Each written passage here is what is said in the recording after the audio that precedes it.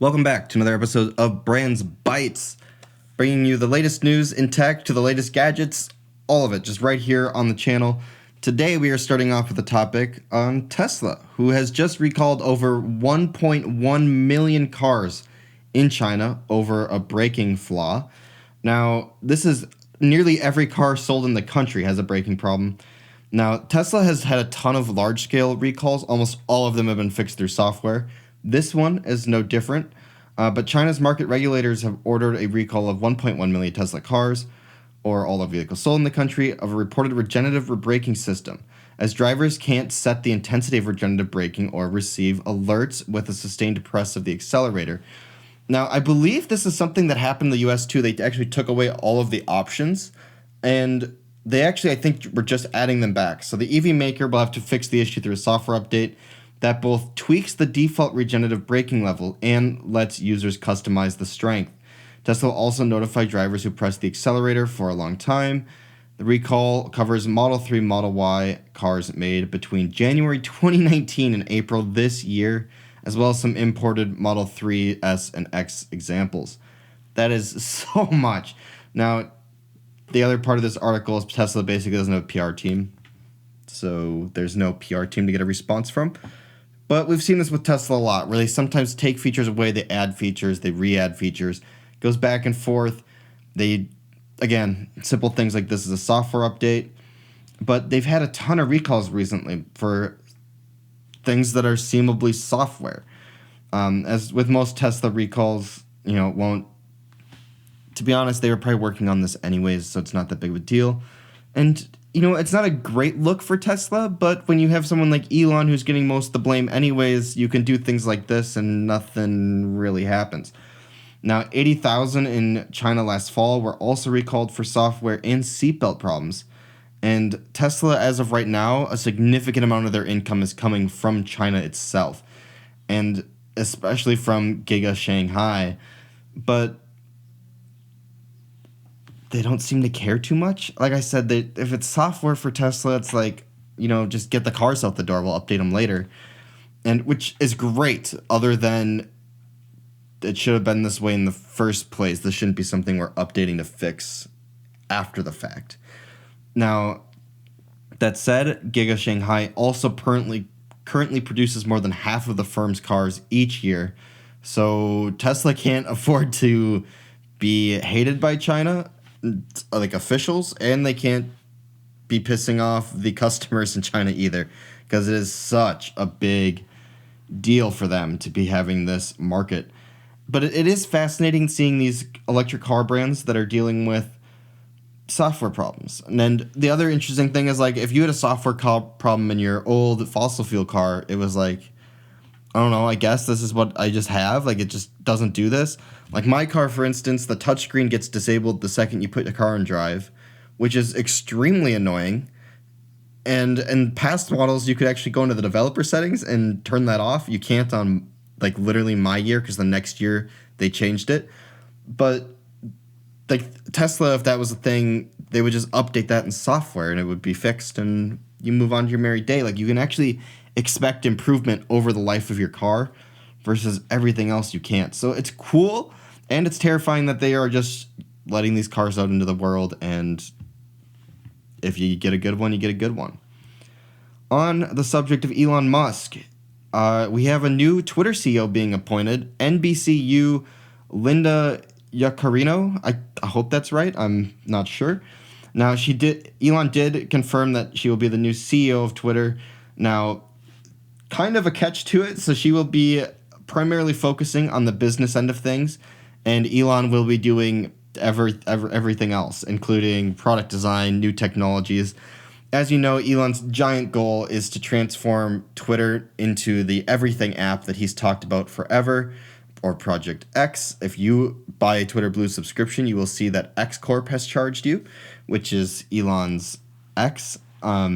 She'll be starting in about 6 weeks. So that'll be cool to see, and we'll have to see what this does with Twitter. If, Elon's had his ideas for monetizing the platform. I believe she primarily ran global advertising and partnerships at NBCU, and so she's bringing that business end that Elon seems to be okay with, but definitely isn't his strong suit. So it'll be interesting to see how she decides to monetize the platform, or even just taking somebody that's got such a vast amount of relationships, especially after working for NBCU, that will help them be able to get more advertisers on the platform and figure out a way to do it correctly. Twitter is we're gonna see some major transformations. We've also already seen a lot of change on Twitter, but I think we're gonna see quite a bit more once Elon starts trying to turn it into this everything app for whatever is everything to him. Yeah, so Twitter's got a new CEO. 6 weeks till she's like going. And I believe they're going to be doing a Twitter Spaces with both of them in a few weeks that people will be able to ask any questions they want just to kind of see how this is going to work and get to know the new Twitter CEO a little more. Now, I'm glad that we actually have a new CEO because I don't think Elon can run a company from a technical standpoint, but I don't think he can do the business half of things. Now, she does line up with Musk on freedom of speech, and as it pertains to advertising, we'll see how that goes because it turns out a lot of advertisers don't really care for that. But we'll have to wait and see. I'm glad that it's happening, and I'm really glad that we're gonna see a new CEO and a bunch of change happen. This will be a great way to just shake up the world a little more when it comes to social media. Next, we have Peloton recalls 2 million bikes because when you pedal hard on a Peloton, of course, you want the shaft of the seat to enter your butt. And so that's what's happening here. The company has received 35 reports of seats breaking, leading to 1 fractured wrist. You can order a new seat, but no refunds. So, be careful. To be fair, 35 on 2 million is like not that bad, but apparently when you're pedaling hard, the seat can just not be there no more. And this is the most popular model, the PL-01, which is quote unquote the original bike sold between 2018 and 2023. And yeah, I mean, 35 reports of the seat breaking is like a problem, but I'm glad they're taking care of it early instead of waiting. We've seen some companies wait recently, like Asus, or do other unpleasant things instead of just fixing the problem. So it's great that Peloton is not going to do that, and they're going to just offer new seats for people. They're free seats to all bike members in the U.S. that need the part. You can order it from Peloton, and then it's easy to self-install. They will not be fully refunding your bike, though. But I think just a seat replacement is plenty if that's all it needed to solve the problem, especially if you're going to give it for free. Then good on you. Now, after years of losses and other post-pandemic issues, Peloton said earlier this month it would try to relaunch its brand, and this is not a great start, but not the worst. Now, they are adding a new revitalized app and tiered membership structure as well, just some other ways to try and get people back on the exercise train. But the company has already mentioned that it is scaling back on producing its own machines alongside that there was a lot of bikes sitting in warehouses. So seems like Peloton also maybe misunderstood the entire pandemic thing, and they're figuring it out now. But nonetheless, at least good on you for, 35 out of 2 million is not that many. But I'm glad that they identified it was an issue, and they're going to fix that issue. That's great to see. And on that note, this week was a big week for Google. They had a ton of stuff going on. Google I/O happened. They've released some products. They've put some stuff up for pre-order.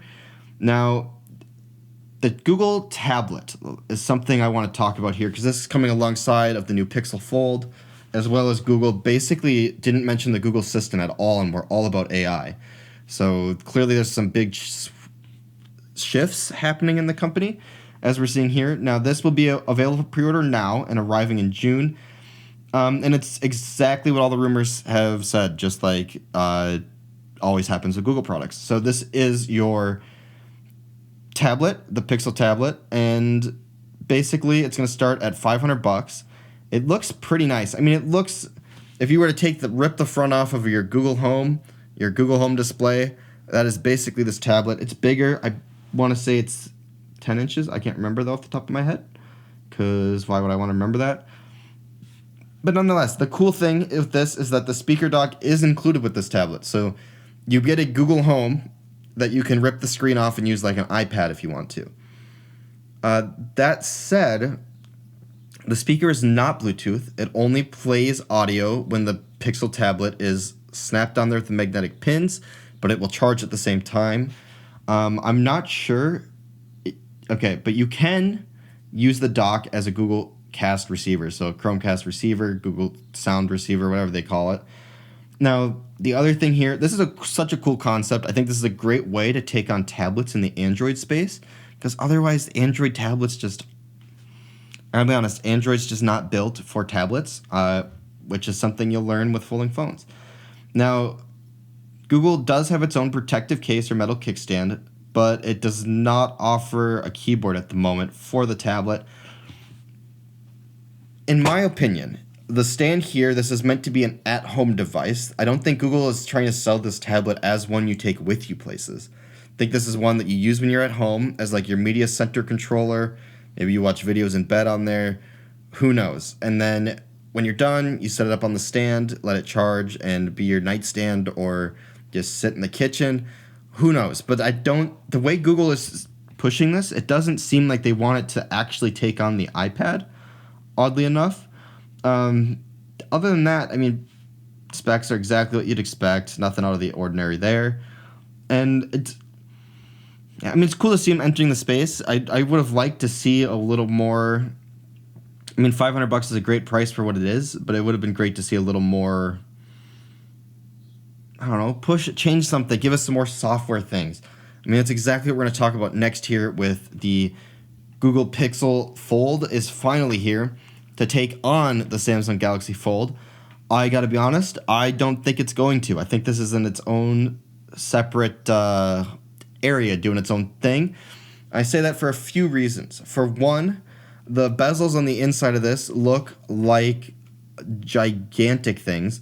Now, that said, this phone is wider than the Fold 4, especially when like in the closed state, which makes it work more like a normal phone, which I gotta be honest is something that I like, because that also means when you fold it open, you'll get more of a traditional rectangle display, which means it'll work better with most applications. And on that same front, it means that Google doesn't have to do as much to get Android to work great on it. Now, the phone measures 5.5 by 3.1 by half an inch when folded, and when unfolded, it's actually the thinnest phone in the US, at least for foldables at the moment, where it is 5.5 by 6.2 by 0.2 inches. It weighs 10 ounces, which is significant for a phone, but nowhere near a tablet. Now, it is, according to some reviewers, it's more comfortable to store in their jeans than the taller, thicker Z Fold 4. Now, I believe that the thinness of this device is probably better. It probably would be better. I would probably enjoy it more. And that said, everything else just kind of matches the Fold. I'm more excited to see what they're going to do with Android because this is out. Google will have to do something for these folding phones, because there's plenty of things like even with YouTube, even Google's native apps that don't work great on a folding phone. And for that reason, it'd be great to see that now that they have a Pixel Fold out, that they would do a little bit more of that. And obviously you get the full camera package, and it's a Pixel. So do we have to really say that much? You're going to get the best of the best when it comes to cameras. It's going to look great. You'll include the magic eraser feature, the photo and blur feature. All of the good stuff you get with a Pixel phone is also here following along. And, I mean, it looks like a great device, other than, I'd have to say, for the price, I think I'd go Fold 4 just about every time. I just can't get over how big the inner display bezels are. I mean, they look like a tank. Not that they're like that. It's not that big of a deal, but if I'm getting a folding phone, it's because I want a big screen. I don't want giant bezels like that, but maybe it's better that way. I don't have one. I've never touched one, so I don't know for sure. I haven't seen that. I haven't watched that many reviews on it yet, or even first looks. But just based on what I'm seeing here, that would be my big things. Again, I'm mostly excited for what this means for Android and folding phones software. This should be the push that Google is giving themselves to do it. Google has taken a different approach to the hinge as well here, both moving parts at the top and bottom, but not in between. This is what gives it, basically a thinner aspect than before, or than the Fold 4. And it's pretty sweet. 180 degrees of motion, hold it whatever position you want. That's a little bit different than the Fold, because as you get closer to closing, it'll just snap. But yeah, cool. I'm waiting to see more reviews on this before I get super excited, because I gotta be honest here, I do love the Pixel camera, and as a photo person, I would love to go back to a Pixel. But for $17.99, it just doesn't quite match the Fold 4 how I want it to. And with that said, we have the Fold 5 coming here anyways in like a couple months. Like, we're not that far off from that getting released, and then it's just a weird time to release this device on top of that. I would have liked to see it come out with the actual Pixels, not just the 7A, because now it's at a weird upgrade point of like, we know the faster chips are coming, and the Pixel's gonna have that, and so it just feels weird as a tech person. Maybe for most people it doesn't matter, but as a tech person that knows the release cycles, it just feels like a weird time of year to be doing it, but they did. On to the last thing Google talked about at Google I/O, and that is just a ton of AI. Basically, Google got shocked that ChatGPT happened, and now they're going to try to compete with that. So Bard is the big deal with that. And so what that means is, well, Google's been afraid of ChatGPT, OpenAI, because they weren't really ready for it. Bard is going to catch up quick, is at least their goal here. Now, 3 months later, on the eve of Google adding generative AI results to its own search engine, so if you didn't know, they are adding Bard, just like Bing has, to compete with Bing. They will also be adding Bard to basically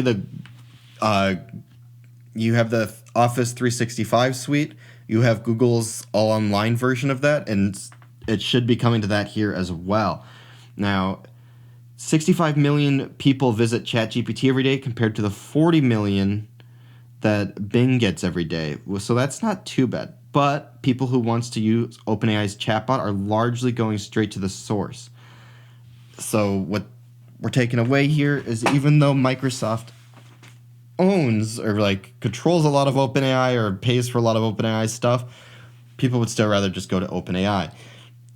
I think a lot of this is just Microsoft hasn't really advertised it or like gotten the word out there very good past tech people, and OpenAI hasn't done a great job of showing off like what it can really do for the general public. Tech people use it, obviously, like engineers, like people in the know use it, but regular people don't really understand all the benefits to it yet, other than it seems like maybe it's an easier Google, but is that worth me reinstalling something or installing or going to a certain place? Whatever else. So Google basically, his goal is to catch up here. Bard has been on an island itself. Just there really hasn't been a great way to use it, and it hasn't been very good. And their goal is to just check those boxes and catch up. And AI is their goal with that. That's really all I have to say on that topic. Google is doing their best here. Rivian is announcing the return of the popular powered tonneau cover. If you didn't know, this was one of the best features available on the R1T when it was first released. Simple button controls mounted on the bed, so you can quickly deploy, retract the cover. Easy, sick, great to use.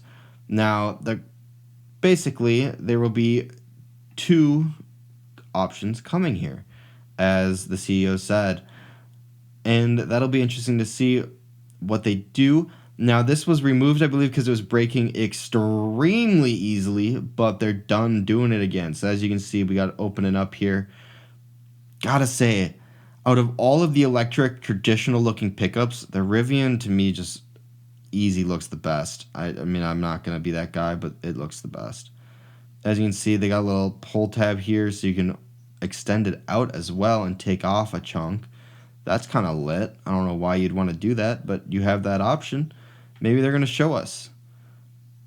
Maybe they're not going to show us. I don't know what's going on because I don't have audio right now. They have storage for the cover, so you can yoink the whole cover off and tuck it away if you just don't, which is interesting. I don't know why you would. If you can retract the stupid color, why would you want to take it off? Maybe they're telling us, but I'm not listening that well. I guess cool feature, bro. Great to see you did something. I like it. Whatever. More features, the more user choice, the better. Let's not complain about that. And they're going to stuff it right behind the back seat like Giga Chads. Oh, look at. They just happen to fit nicely because they're the same width as the truck. How wild is that? So manual and updated power tonal covers coming mid-summer. Great to see them re-adding this feature. Glad they're figuring things out. The gear tunnel kitchen will be coming back as well. And, Rivian's trying to bring more options. I do have to say that out of all the companies to add, like, unique features to these electric vehicles, the kitchen and all the attachments they showed off for, like, in between the back seat and the bed are, like, actually pretty lit. Like, if Tesla, like, sank today, I think I'd be looking at a Rivian, no question. That said, they are first-gen vehicles, and as we've seen, they're having problems with some of those things, but that'll change. They'll get better, and they'll fix it, and they'll move on. And lastly here, we have NIO is launching its 150 kilowatt semi-solid state battery. These are the future batteries of electric vehicles. Solid state ones will be. And this EV is coming with 600 miles of range out the gate. Now that said, Tesla is getting close to 500 with their normal-ish batteries, and they're also 100 kilowatt hours. So with an extra 50, Tesla might be shot up there around 800. But impressive. Glad to see that it's happening. The battery supplier will be Cattle. I'm not sure if that's how you say it. I'm not really sure. CATL. It's the abbreviation at least. Now, they weren't very excited that the prospect, since the battery's never been done on such a mass scale, and they're going to have to do some R&D and some investing here to get it done. But NIO needed new chemistry in order to, fulfill the promised 1,000 kilometers, which was their goal, with all-weather range on a single charge. So these solid-state batteries are supposed to be better at dealing with cold and extreme weather, I believe, which is one of the reasons they're going with this. And that is why they're hoping to do it. I'm excited to see some of the solid-state battery get out there and then see how it performs in the real world, because we really don't know until it happens. But they have filed for regulatory approval of 3 batteries that will use these batteries, and I'm excited to see this. We'll have to wait and see. It's cool. I want to see more competition, more companies that aren't these gas fossil fuel ones. I want to see some more uniqueness out there, and this is a great start on that road. And with that is it for me. I hope you enjoyed this one, and I will catch you guys in the next one. See ya.